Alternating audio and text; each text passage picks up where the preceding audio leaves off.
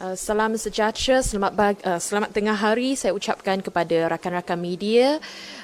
Hari ini kami menerima buku laporan LAKAN, iaitu laporan Ketua Audit Negara 2022 berkenaan Pengyata Kewangan Kerajaan Persekutuan, dan juga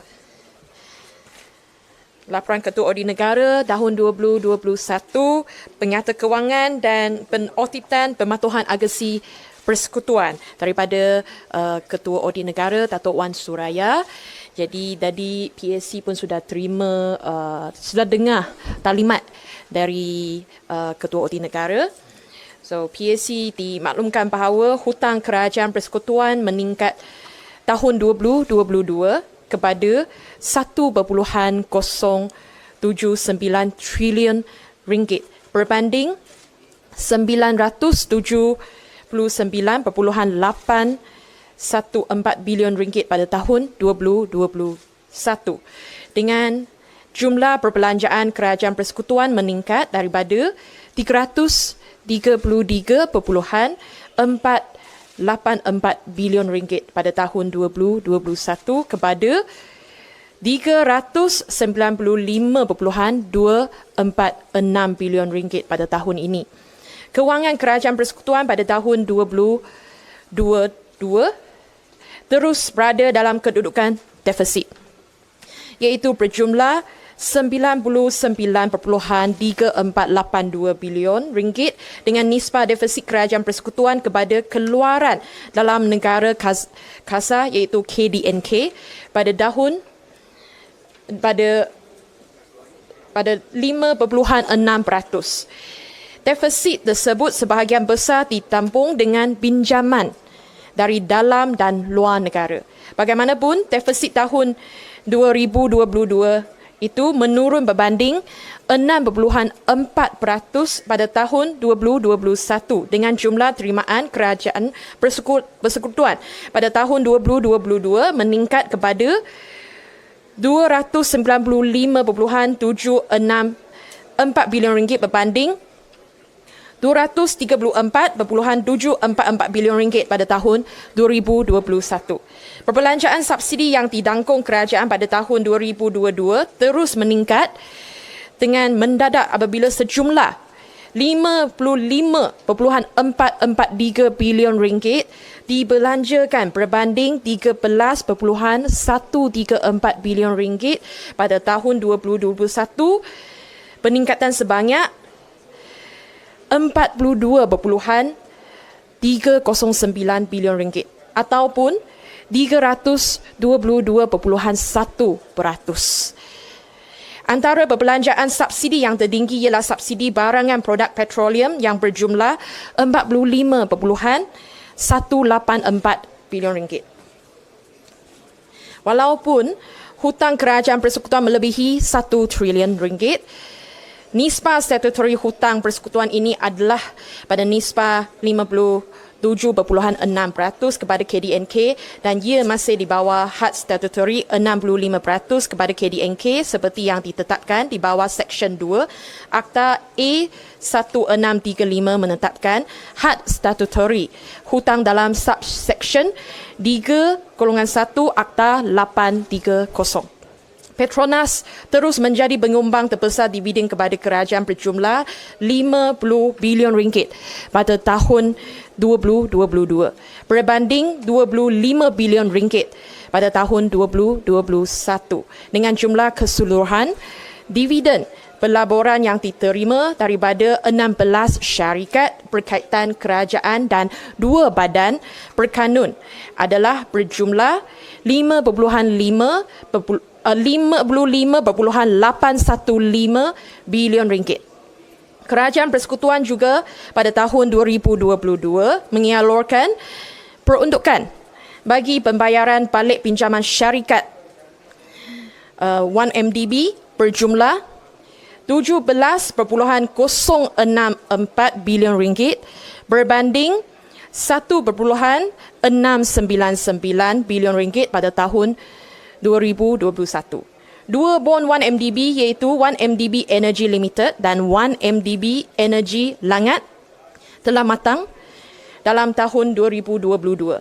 Dengan prinsipal kedua-dua bond ini berjumlah USD 3.5 bilion atau 15.524 bilion ringgit. Manakala faedah pinjaman 1MDB yang berjumlah 1.541 bilion ringgit juga dilunaskan.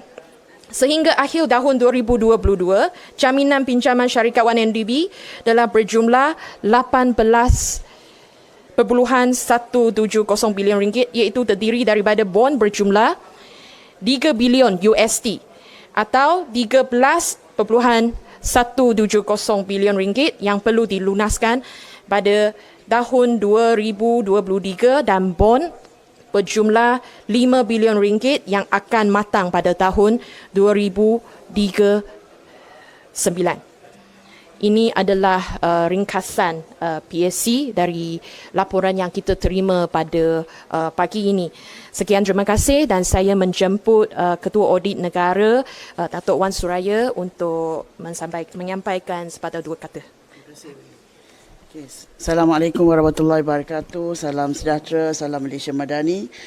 Sebentar tadi saya telah memberikan taklimat ringkas berhubung isu-isu yang dibangkitkan dalam dua laporan Ketua Audit Negara peringkat Persekutuan, iaitu seperti yang telah dimaklumkan, laporan Ketua Audit Negara mengenai penyata kewangan Kerajaan Persekutuan tahun 2022 dan laporan Ketua Audit Negara mengenai penyata kewangan dan pengauditan pematuhan agensi persekutuan tahun 2021. Secara amnya, secara keseluruhannya mengenai laporan Ketua Audit Negara mengenai penyata kewangan Kerajaan Persekutuan, secara keseluruhannya penyata kewangan Kerajaan Persekutuan menunjukkan gambaran yang benar dan saksama tentang kedudukan kewangan Kerajaan Persekutuan bagi tahun berakhir 31 Disember 2022, di mana rekod perakaunannya telah pun diselenggarakan dengan kemas dan teratur.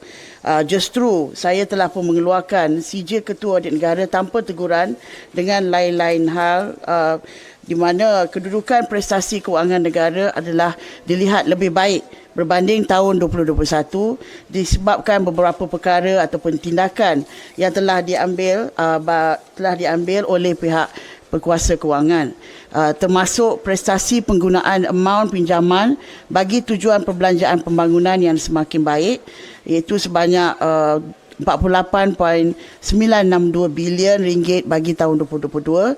Kita dapati juga terdapat pengurangan dalam penggunaan perbelanjaan pembangunan untuk membayar balik pinjaman liability PFI dan prestasi penggelasan perbelanjaan mengurus kepada perbelanjaan pembangunan yang semakin baik bagi tahun 2022, iaitu penurunan sebanyak 89.1%.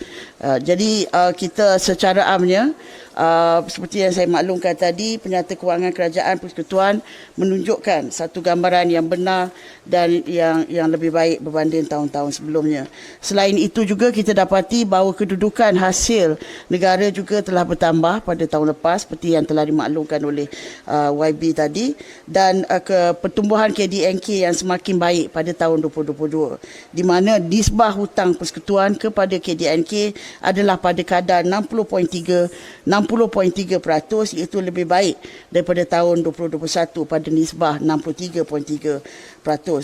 Saya telah pun mengemukakan 3 show kepada pihak kerajaan bagi pengesahan penyata kewangan ini.